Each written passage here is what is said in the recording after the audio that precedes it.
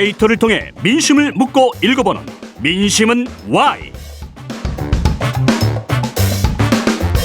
네, 한 주간 여론의 흐름을 살펴보는 민심은 Y 시간입니다. 휴먼앤데이터 이은영 소장, 또 박영식 정치시사 에디터와 함께합니다.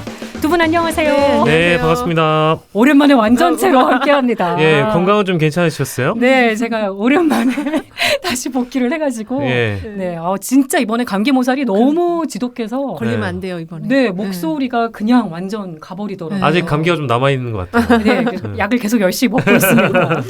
오늘 얘기할 이슈가 크게 세 가지입니다. 네. 한동훈 비대위원장 취임, 이준석 신당, 그리고 민주당 3총리 공동선대위원장 설, 이렇게 세 가지인데요. 셋 다 내년 총선에 큰 영향을 줄 수 있는 이슈들이 아닐까 싶습니다. 두 분 어떻게 보십니까? 엄청 큰 영향을 주는 이슈죠. 근데 이제 이게 시간이 가면 갈수록 이제 이슈가 어떻게 사그라지냐 아니면 좀 더 성장하냐 그것도 참 중요하게 봐야 될 것 같아요. 네. 지금은 크게 보이지만 이게 사그라지는 이슈로 갈 수도 있고 또 지금은 작지만 또 커질 이슈도 있는 것 같아요. 지금 볼 때. 일단 오늘 기준으로 봤을 때 큰 이슈. 세 개 다 큰 이슈입니다. 지금. 에디터님 어떻게 보세요? 저는 삼총리 공동선대위원장은 앞에서 잠깐 짚어주시긴 했는데 이낙연 전 총리가 마음을 정하시기 전까지는 아직 뭐 지금 이 시점에는 굉장히 큰 이슈는 아니라고 보고 아무래도 뭐 저도 여러 매체들을 모니터링 해보면 뭐 유튜브도 그렇지만 이제 언론사에서도 다 이게 어느 정도 집계가 되지 않겠습니까? 네. 여당 쪽 이슈가 아무래도 무게감 있는 인물, 무게감 있는 그 이동들이 좀 많아서 네. 이쪽 이슈가 좀 더 많이 부각이 돼 있는 것 같아요. 아무튼 한동훈 비대위원장 임명이나 오늘 취임식도 있었고 이준석 전 대표의 경우에 이제 내일 탈당 관련된 기자회견이 예정돼 있다 보니까 이번 주가 슈퍼위크라고들 합니다. 그렇죠. 이렇게 연이어서 나오는 것도 좀 오랜만이라는 생각이 좀 들어서 예. 굵직굵직한 이슈임에는 뭐 분명한 것 같습니다. 네. 일단 오늘 공식 임명된 한동훈 비대위원장, 국민의힘이 한동훈 비대위원장에게 기대하는 부분이 어디까지일까? 소장님 어떻게 보세요? 일단은 그 온라인 투표에서 뭐 96% 찬성했잖아요. 그만큼 지금 이 위기에서 좀 구해달라. 지금 정말로 진짜 그런 것 같고. 근데 그 한동훈 비대위원장 오늘 전반적인 그런 발언 모습이나 이런 태도를 봤을 때 너무 불안정해 보여요. 네, 이게 굉장히 지금 자신만만하게 얘기하는 것 같아요. 아니에요. 그 동작이나 이게 좀 그 이미지 컨설턴트 하시는 분 한번 모셔서 얘기 들어보시면 굉장히 좀 불안정한 모습이다. 뭐 이렇게 손동작이나 이런 것들이 좀 안정적이지 않아 보였거든요. 예. 네, 그러니까 본인도 그러니까 무게감을 느끼는 거죠. 네. 그렇게 적지 보였어요. 않은 일일 것이라고. 처음에 그 윤석열 그 검찰총장이 정치 공식화 선언하던 그 즈음을 생각을 해보면 도리도리도 참 많이 하셨고 네. 불필요한 모션들이 많아서 뭐 좀 놀림감의 대상이 됐던 적이 있습니다만 지금은 잘 안 그러시잖아요. 예. 근데 이제 한동훈 이제 비대위원장께서도 아무래도 정치 전면에 뛰어드는 첫날이다 보니까 물론 이제 좋아하시는 분들 입장에서는 당차고 그런 모습이 좋아 보일 수는 있는데 특별히 이제 이 꽃게를 좀 많이 하시는 것 같더라고요. 맞아요. 쌍따옴표. 그래가지고 이제 한 꽃게라는 그런 별명도 이제 막 생겨난 모양인데 네. 이제 스피치 컨설턴트나 이미지 컨설턴트들이 대부분 이제 그런 모션들 외부로 보여지는 걸 많이 보니까 이제 그런 대목들은 차차 줄여나가면 긴장이 좀 덜해지면 한동훈 씨의 화법이 또 살아나지 않을까 뭐 그런 생각이 좀 너무 산만하던데 메시지랑 동작이랑 이런 게 네. 맞아요. 약간 좌우 보기도 좀 바빠하시는 것 같고 네. 준비된 내용을 소화하는 그런 기자회견 아니었나 그런 생각이 좀 들고 아마도 국민의힘 쪽에서 한동훈 비대위원장한테 이제 기대하는 바는 물리적으로 일단 한동훈 비대위원장은 젊으시잖아요. 네. 그 외피적으로 물리적으로 젊은 것 말고도 당을 좀 젊게 쇄신하는 느낌, 분위기를 일단 좀 젊게 만드는 역할을 굉장히 기대를 많이 할 것 같고요. 정치적으로는 아마도 이준석 전 대표가 내일 이제 기자회견을 앞두고 있다 보니까 어떻게 젊은 세대들을 이준석을 붙잡으면 좋을 텐데 붙잡지 네. 못하면 국민의힘을 어떻게 좀 더 젊은 세대로 바꿔나갈 수 있을 것인가 이제 이 두 가지의 물리적으로도 그렇고 아무튼 내부적으로도 정치적으로도 그렇고 좀 네. 젊은 정당을 만드는 역할을 이분에게 부여할 것 같고요. 네. 법리적으로는 뭐 이제 법을 잘 아시고 뭐 검 잘 알리니까 서초동과의 한 라인이라는 표현까지는 하고 싶지는 않은데 아무래도 이제 법적인 이슈들이 좀 살아 있을 때는 한동훈 장관에게 기대려고 많이들 하겠죠. 네. 그런 생각이 좀 드네요. 뭐 당장 아까 젊은 당을 어떻게 만들어갈 것이냐 얘기를 해주셔가지고 같이 일을 할 비대위원 인선에도 관심이 모아지고 있습니다. 지금 뭐 7, 8, 9 세대라는 얘기가 나와요. 70년대생, 80년대생, 90년대생, 또 중수청, 중도 수도권 청년 표심을 잡아야 된다는 말도 나오는데 인선에 대해서도 지금 여러 가지 얘기가 나오고 있습니다. 어떻게 예상하시는지, 어떻게 돼야 된다고 보시는지 코멘트 해주신다면요. 일단은 그 비서실장 김형동 의원을 했잖아요. 네. 그분이 이제 영남 초선의 75년생인데 결국에 이번에 아마 이제 정치권이 다 70년대생으로 바뀔 거예요. 예, 이미 이제 그걸 지금 빠르게 여당은 추진하고 있고, 그래서 중진의 험지 출마 또는 불출마 앤드 그다음에 70년대생으로 다 교체한다. 민주당이 이거 한 발 늦게 지금 따라가고 있다고 저는 보고 있고요. 근데 이제 비대위원을 지금 잘 구성할 수 있겠느냐. 이게 지금 이제 약간의 컨벤션 효과거든요. 이게 깜짝 발탁을 해가지고 빠르게 진행을 하면서 뭔가 굉장히 그 막 관심을 불러일으키는 예. 그런데 요 시기가 딱 지나고 나면은 이제 그 위기는 그대로 있는 거거든요. 그러니까 이제 비대위원도 지금 이수정 의원 저기 지금 영입 인사가 안 하겠다고 네. 했잖아요. 근데 박근혜 비대위가 성공했던 것도 비대위원들의 그 파격적인 인사가 되게 큰 요인으로 또 작용을 했었기 때문에 그 박근혜 비대위는 박근혜 그 맨파워가 비대위원장 네, 비대위원장 맨파워가 그게 핵심이었고 이제 크로스 오버되는 그런 이제 상대편의 어떤 그런 뭐 이념이나 이런 걸 가져온 그런 게 포인트였는데 지금 이 한동훈 비대위는 한동훈이라는 사람이 여전히 미지수고 불안정하고 산만하고 그 여당이라는 거대 함을 이끌 수 있는 사람일까? 이렇게 의구심 자꾸 갖게 해요. 보면 볼수록. 지켜봐야 된다 네. 이런 입장이신 거고요. 비대위원 인선 어떻게 전망하십니까? 저는 그 당위성에 대해서는 뭐 이제 비대위 얘기를 뒤에서 더 하겠습니다만 그 박근혜 비대위랑 많이 비교가 되잖아요. 예. 어쩔 수 없이 비교가 되는 것은 박근혜 비대위가 당시 이제 청와대와 각을 세울 건 세우고 확실한 어떤 그 당청 관계를 정립을 했기 때문에 뭐랄까요, 여당 내 야당처럼 보여줬던 그런 선명성이 있었어요. 그러려면은 당위성을 물어보신다면 저는 한동훈 비대위도 그래야만 한다. 마땅히 그래야 국민들의 요구를 오늘 한동훈 위원장이 말씀하신 것처럼 선당 후사가 아니라 선민 후사가 되는 거라고 생각을 하는데 네. 그렇게는 되지 않을 것 같고요. 지금 분위기를 보니까 그렇고요. 그래서 어떻게 될 것이냐 예상만 해본다면 제가 이제 뭐 여러 이제 표현들을 많이 씁니다만 영어를 잘하는 중도 기회주의 셀럽이 될 거다. 즉 젊을 것이다. 예? 어용일 것이다. 아, 그리고 중도의 성격을 약간 그 여당 내부에서 띨만한 인사, 그리고 기회주의적인 삶을 살아온 분들, 혹은 또 이제 이건 다 통칭을 하는 게 아니고요. 그 비대위원들 각각 떼보면 그런 인사들이 있을 것 같다라는 막연한 그림입니다. 그 마지막으로 네. 좀 셀럽이 있을 것 같다. 셀럽이 필요하니까 이수정 교수를 모시려고 했던 거 아니었을까? 네. 이 생각이 들고요. 그러니까 일단 젊은 분위기로 분명히 세대를 낮추려고 할 거고, 그리고 그동안 윤석열 대통령이나 그 대통령실의 쓴소리를 못하던 어용 인사가 필요할 거다. 왜냐하면 너무 이제 이 수평적인 관계를 원하는 비대위원 들어오면 골치 아프거든요. 네. 그런 사람은 못 받아줄 겁니다. 그리고 정치적으로도 극우가 아니라 뭔가 약간 좀 소신 있게 그동안 보였던, 할 말을 하는 것처럼 보였던 사람 몇 명이 좀 떠올라요. 뭐 하모 의원이라든지 뭐 조모 의원이라든지 이 정도의 인물을 좀 떠오르거든요. 그분들의 합류도 가능할 거라고 보세요? 저는 뭐 아마 한동훈 위원장께서 손을 내미신다면 그분들은 잡을 거라고 저는 보고요. 그러니까 원내의 인사 중엔 그런 정도의 의원들이 좀 떠오르고, 마지막으로는 어쨌든 성별 분배도 좀 필요할 겁니다. 그래서 예. 이거를 이거를 함축적으로 한마디로 정리하자면 인요한 혁신위 업그레이드 버전이 될 거다. 이렇게 좀 예상해 봅니다. 굉장히 구체적으로 전망을 해주셨는데 지금 뭐 당내에서는 한핵관을 찾기가 좀 어렵다 이런 얘기도 들리거든요. 근데 그렇죠. 정치권 그동안 경험이 없기 때문에 네네. 당장 또 원내 뭐 골고루 쓰겠죠. 뭐 원래 비대위는 그러니까요. 한핵관이 윤핵관이 아닌가요? 네. 그 당장 또 이번 주 28일 목요일로 예정돼 있는 쌍특검법 처리, 요걸 어떻게 대응할 것인가 많은 분들이 지금 주목을 하고 있는데 앞에서 김준일 에디터도 짚었습니다만 두 분은 어떻게 전망하세요? 김준일 에디터는 아무것도 안 할 것 같다고 전망을 하셨거든요. 어디가 아무것도 안 한다는 거죠? 김건희 특검법에 아무 대응도 안 할 것이다. 누가요? 한동훈 비대위원장. 한동훈 비대위원장. 지금 네. 사실은 이제 거부권을 행사할 걸로 예측을 하고 있잖아요. 네, 그렇게 될 것 같은데요. 어. 그리고 한동훈 비대위원장은 이미 김건희 특검법은 독소 조항이 많은 악법이다라고 얘기했기 때문에 얘기한 부분에 따라서 그래서 박근혜 비대위와의 차별성이 있는 거예요.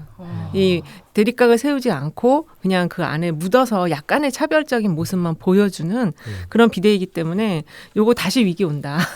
네. 그동안 얘기했던 대로 갈 네. 것이다. 아니 근데 네. 오늘 취임식에 그 질문이 나오긴 했어요. 그쵸. 기자들이 질문했고 김건희 특검법을 악법으로 규정한 거에 대해서 이제 변함이 없느냐는 질문이 나왔는데 그 이제 대답은 아무튼 뭐 고정으로 해놓고 좀 논의해 보겠다고 했어요. 맞아요. 당 내에서 논의를 해본다는 얘기를 하는 거 보니까 뭐 김준일 에디터님 전망이 맞을 것 같긴 합니다. 뭐 크게 뭐 이 특검법에 대해서 수정 보완을 하자든지 뭐 이런 움직임은 전혀 없을 것 같고요. 일단 뭐 민주당이 뭐 전혀 협의할 대상이 아니라고 했기 때문에 네. 그대로 처리되는 거를 지켜보는 정도로 있지 않을까요? 뭐 거기에 대해서 가타부타 비대위원장이 언급을 해버리면 처음에 지난주 수요일에 있었던 로텐도울 기자회견처럼 긁어 부스럼만 만들 것 같아서 저는 기자들 이제 정치부 기자들이 묻는 질문이나 뭐 이런 특검법을 어떻게 생각하느냐, 어떻게 할 거냐, 어떻게 대처할 거냐 이런 질문 나오면 준비되지 않은 질문은 대답 안 하실 것 같아요. 네. 왠지 그렇습니다. 두 분 다 좀 비슷하게 보시는 면이 있는 것 같고 한동훈 비대위원장 영입으로 국민의힘 정당 지지율에 어떤 변화가 있을지 궁금합니다. 소장님 짚어주실까요? 일단은 좀 국민의힘 지지율이 좀 상승했어요. 네. 상승했고 21일에서 22일 날 그 리얼미터가 에너지경제신문 의뢰로 실시한 1,300명 대상 조사에서 민주당은 3.1%포인트 하락한 41.6%, 국민의힘은 2.3%포인트 상승한 39%를 얻어서 이게 약간 그 전 조사랑 비교해보면 두 당 격차가 8.0%포인트에서 2.6%포인트로 좁혀들었거든요. 많이 줄어들었어요. 많이 좁혀졌습니다. 근데 요게 지금 아무래도 그 컨벤션 효과를 좀 보고 있는 것 같아요. 유사 컨벤션 효과 같은 걸 보고 있어서 민주당은 좀 또 빠지고 국민의힘은 좀 상승하는 이런 추세 속에서 격차가 좁혀진 거라서. 예. 근데 이제 요 시기가 좀 지나고 나면 또 그다음 또 컨벤션 효과는 이준석 신당 컨벤션 효과가 또 반영이 되는 게 나오겠죠. 예, 그럴 것 같습니다. 에디터님은 이 지표 어떻게 읽으셨습니까? 글쎄요, 뭐 말씀 주신 것처럼 컨벤션 효과는 분명히 있는 것 같고요. 그리고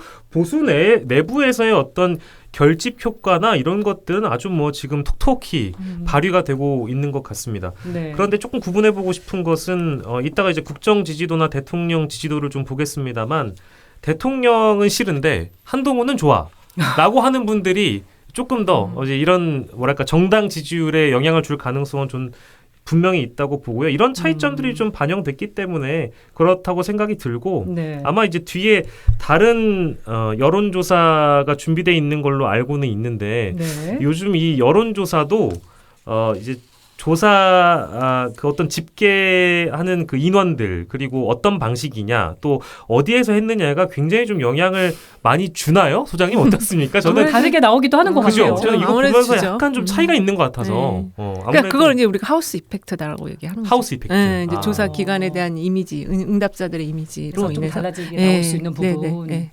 그렇군요. 이것도 짚어봤으면 합니다. 한동훈 비대위원장과 이재명 더불어민주당 대표에 대한 장내 대통령감 선호도 양자 대결에서 한 위원장이 처음으로 이재명 대표를 앞섰다는 여론조사 결과도 있던데 이것도 좀 짚어주실까요? 이게 이제 지금 한동훈 비대위원장 그 처리되는 과정을 보면 막 갑자기 법무장관 사퇴하고 갑자기 무슨 뭐 소집해서 임명하고 막 이런 속전속결이었어요. 네, 근데 이런 모습이 이거 좀 그 저기랑 비슷한 것 같아요. 요새 서울의 봄에서 나오는 그 속전속결로 처리하는 그런 모습이어서 네. 이 국민들 인상에는 그렇게 좀 낯선 느낌이고 그리고 이 질문을 보니까 그 한동훈 장관은 여전히 한동훈 그 여당 법무부 장관으로 물어봤더라고요. 그래서 이게 아무래도 우리나라 사람들은 장관이나 이런 거에 조금 더 가중치를 주거든요. 예. 그래서 그 47%인가 이게 이제 한국 여론 평판 연구소가 20에서 21일 사이에 1,006명 대상으로 실시한 조사인데 차기 대통령감으로 누가 더 적합하냐. 여기서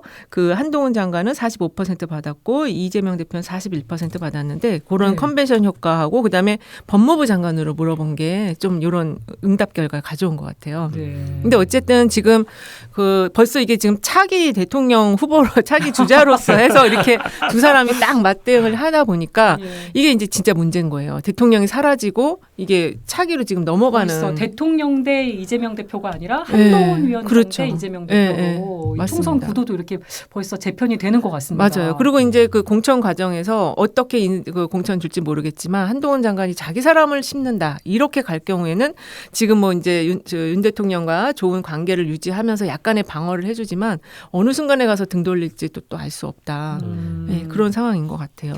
한동훈 비대위원장이 넘어야 될 과제, 숙제 꼽아주신다면요. 숙제요. 너무 많은데 이거 이 시간에 다 꼽을 수 있을지 모르겠는데 일단은 핵심적인 거. 예, 핵심적인 거. 그러니까 자신 겉모습은 X세대인데 지금 예. 하시려고 하는 방향이 과연 국민 대다수가 바라는 지점과 맞는지 모르겠어요. 그러니까 김건희 특검법 같은 경우에도 약 70%의 상당한 이제 국민들이 이제 찬성하고 있는 거니까 이거를 계속 그 뭐랄까 거부권을 제청하게 되면 제 생각에는 뭐랄까 국민 의견에 좀 반하는 움직임이어서 대통령의 호위무사 정도로 비춰지기 때문에 이런 것들은 진짜 X세대 젊은 당대표로서 철저하게 기존 구태 정치와 좀 이렇게 선을 그을 수 있느냐 그런 모습이 아니기 때문에 네. 그런 모습을 보여주려면 좀 당대 관계 재정립해야 된다고 보고요. 그게 첫 번째 과제인 것 같고요. 네, 당대 두 번째 관계. 과제는 아까 말씀드린 대로 젊은 세대들을 좀 규합시키고 국민의힘에서 좀 젊은 층 다 떠났어요. 사실상 다 떠났거든요. 이준석 전 대표를 그렇게 내치는 바람에 젊은 세대는 다 집에 갔다고 봅니다. 그러면 아니, 너무 단정하지 말라. 아니 근데 김용태 전 최고는 잔류 선언했습니다. 뭐 물론 이제 지금 최근의 일이고요. 네. 그 전에 이준석 전 대표를 아무튼 뭐 징계해놓고 나서 다시 복귀시켜줬잖아요. 그것도 장난질 친 거고 그러다 보니까 젊은 세대가 대다수 좀 이제 마음을 떠났다고 보니까 그분들을 이제 포섭하려면 어떤 방법으로 포섭을 해야 되겠는가 이게 두 번째 과제가 될 것 같고요.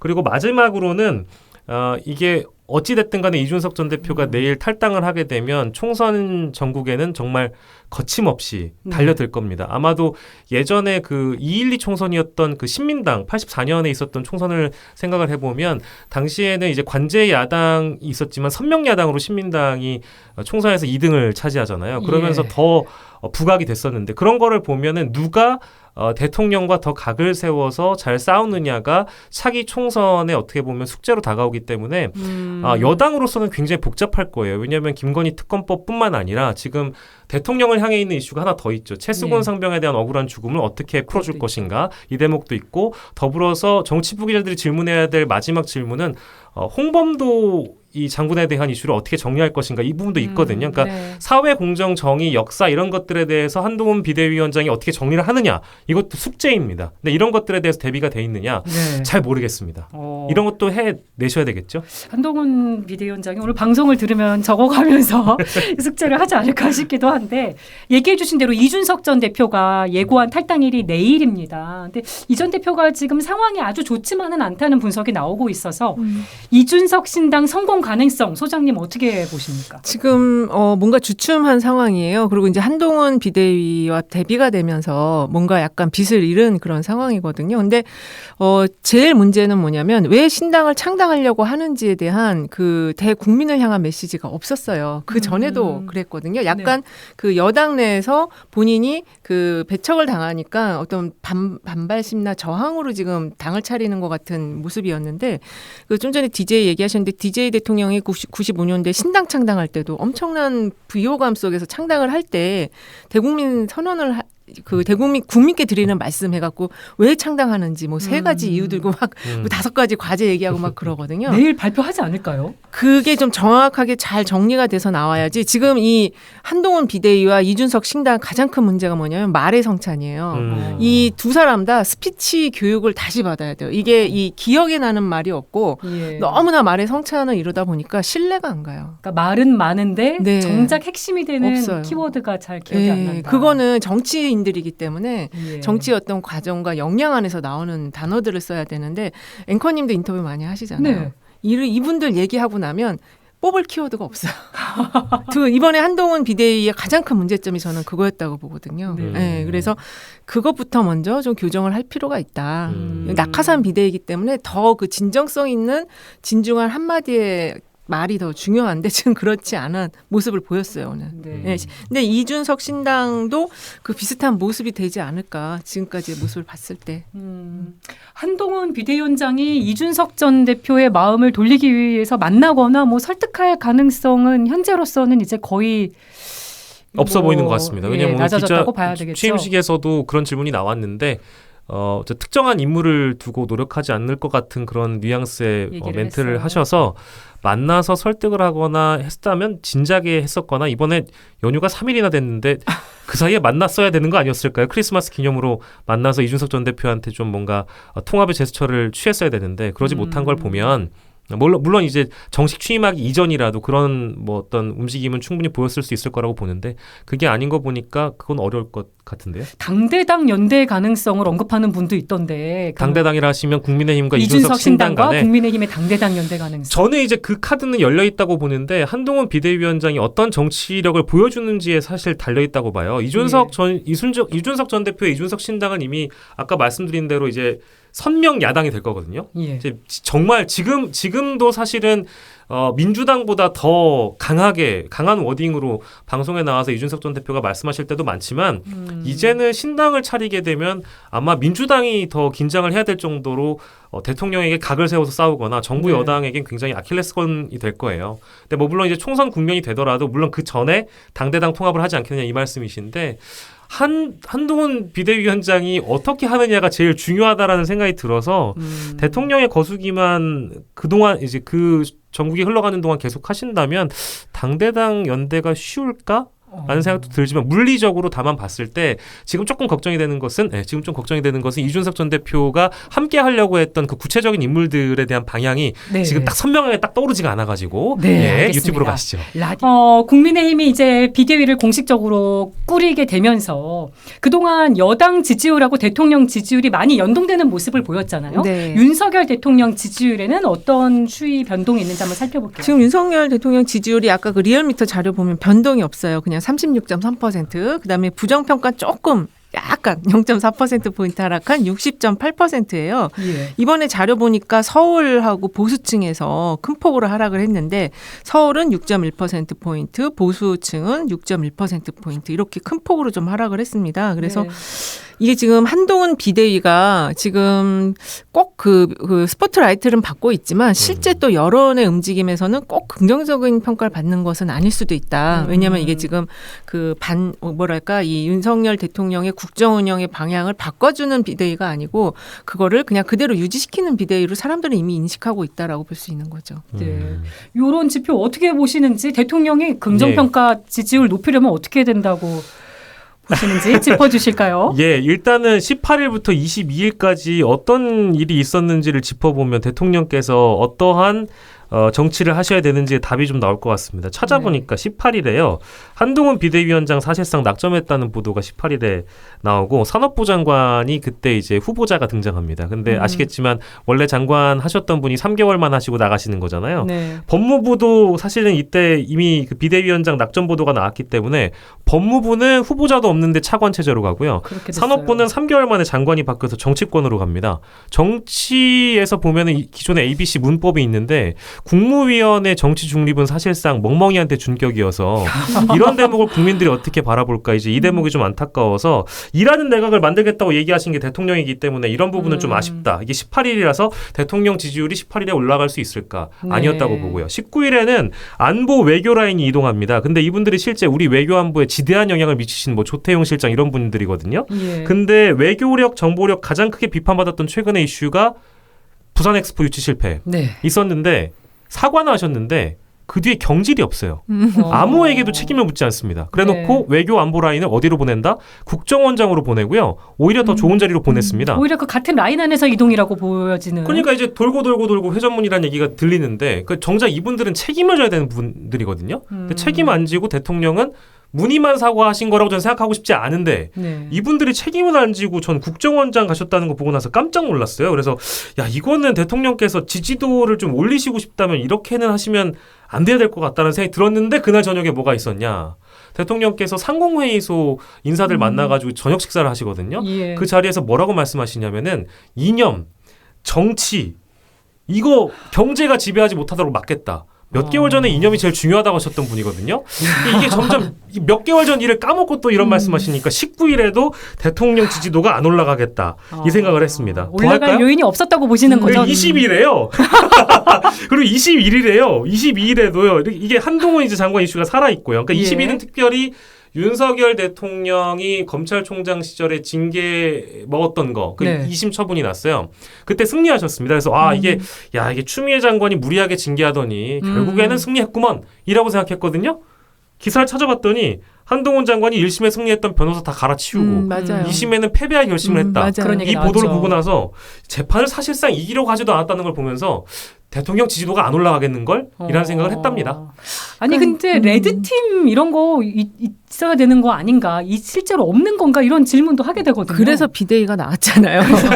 그래서 비대위가 나온 거예요. 근데 네. 지금 중요한 거는 뭐냐면 지금 날짜별로 얘기를 해주셨는데 개각이 있었는데 대통령 지지율이 그대로다. 네. 이게 심각한 겁니다. 보통 개각을 하면은 그래도 뭔가 기대감을 불러일으키거든요. 이제 좀 바뀌려나 보다. 근데 그게 없었다는 거예요. 그렇게 많이 개각을 했는데도. 개각한 줄도 모르는 분도 많으실 거예요, 지금. 맞아요. 예. 그러니까 원포인트 형식으로 여러 번 개각이 이루어졌고 그 부분이 또 국민들한테 임팩트를 주지도 못했고. 그러니까 뭔가 지금 굉장히 급해서 번개불에 콩을 구워 먹고 있는데 여사님은 안 보이신다.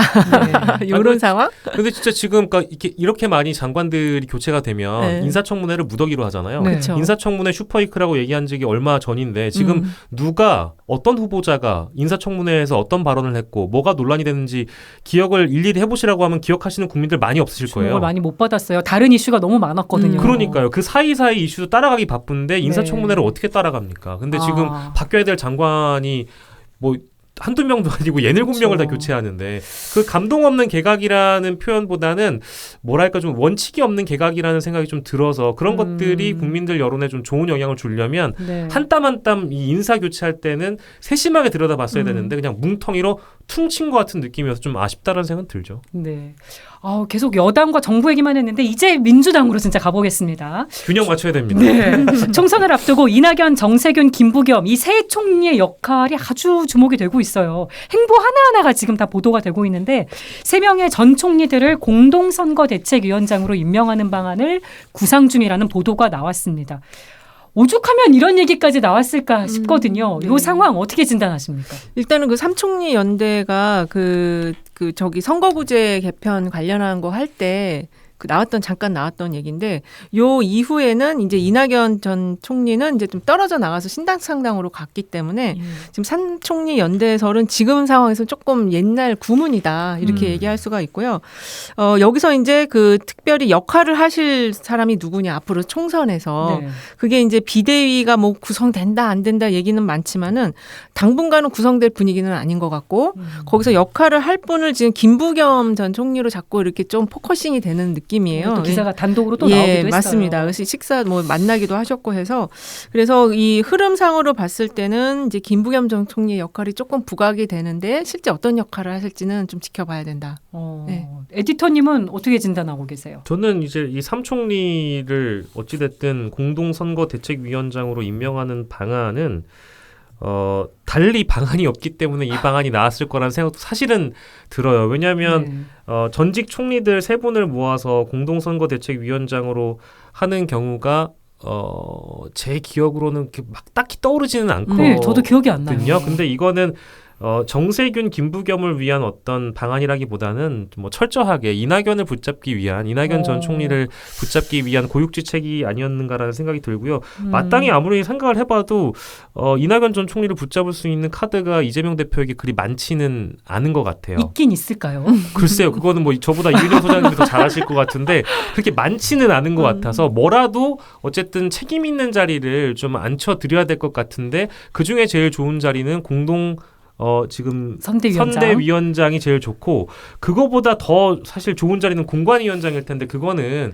사실 지분이 않죠. 많은 자리잖아요. 네. 지분이 많은 자리라서 그러면 이재명 대표와 이낙연 전 총리 간의 갈등이 또 부각이 될 수 있다 보니까 공관위원장 같은 거는 권한이 막강해서 그럴 수가 없을 것 같고요. 그냥 좋은 네임택 그리고 혼자 맡기기에는 좀 뭐랄까 이 공동선대위원장이라는 자리가 빛나지기에는 다른 총리들이 다 오셔야 삼총리 뭔가 다 뭉치는 느낌. 뭔가 다 뭉치는 느낌이고 뭐 삼총사 삼총사 같은 느낌이어서 근데 듣기에도 좋잖아요. 그래서 화합하는 이미지. 그렇죠. 그런 이미지여서 그리고 다른 총리들께서도 많이 도와주실 것 같고 사실은. 아니 근데 예. 정치에서는 이렇게 삼총사 나오면 별로 안 좋아하는 거고요.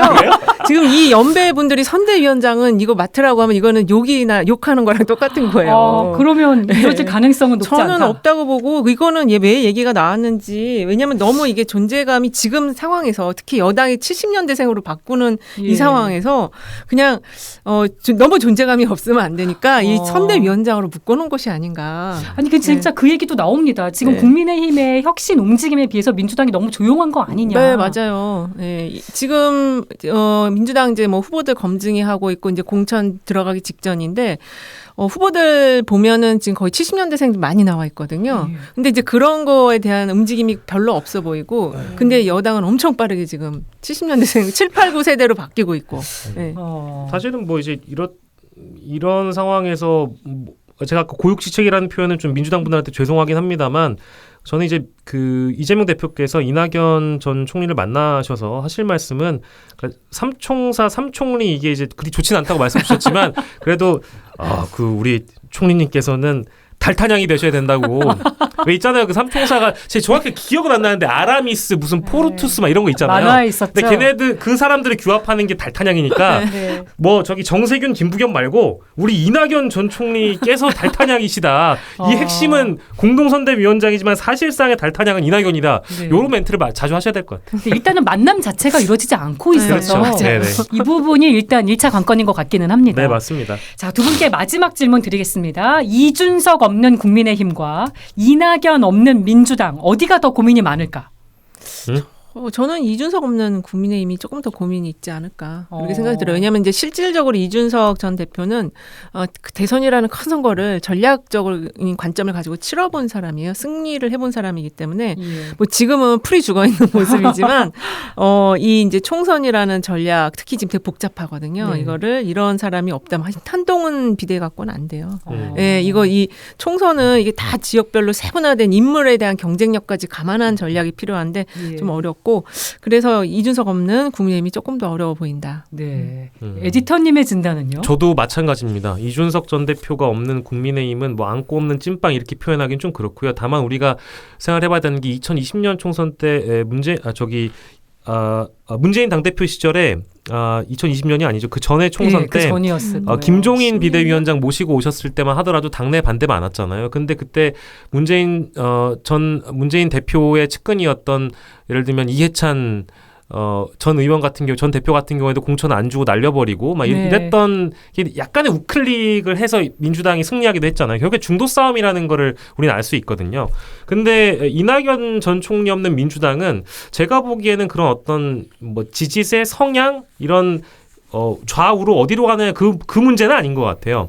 근데 이준석 전 대표 없는 국민의힘은 확실하게 그 이슈를 선점하는 어떤 그런 포지션이나 능력으로 봤을 때 그리고 실제 이준석 전 대표가 원외에서 내는 그런 목소리들을 감안해 보자면 국민의힘에는 한동훈 같은 인물이 아니라 이준석 전 대표 같은 인물이 필요합니다. 파장이 있을 것이다. 그렇죠. 이게 굉장히 필요한 상황에서 이준석을 내보내는 상황이기 때문에 굳이 더 고민이 많은 쪽을 택하라고 한다면 당연히 저는 국민의힘이 고민이 많겠죠. 그래서 이런 것들을 상쇄하고자 비대위원들을 좀 더 많이 젊은 분들을 모셔오려고 할 텐데 그분들이 이준석 비대위원 시절처럼 쓴소리를 있는 그대로 하지 못하는 분위기라면 그 비대위 자체도 뭐 표류하게 될 테니까 얼마나 소구력이 있을 것인가. 그렇죠. 이제 그런 대목들은 지켜봐야 될 일입니다. 이번 주가 매일매일 지금 이벤트와 일정이 많습니다. 화수목금. 그래서 다음 주 민심은 와이 시간에 저희가 진단할 내용이 굉장히 많을 것 같아요. 이게 연말 같지가 않아요. 그러니까 너무 7, 8월인 것 같아. 이슈가 많아가지고. 다음 주면은 내년인가요? 네, 저희 한 살 더 먹고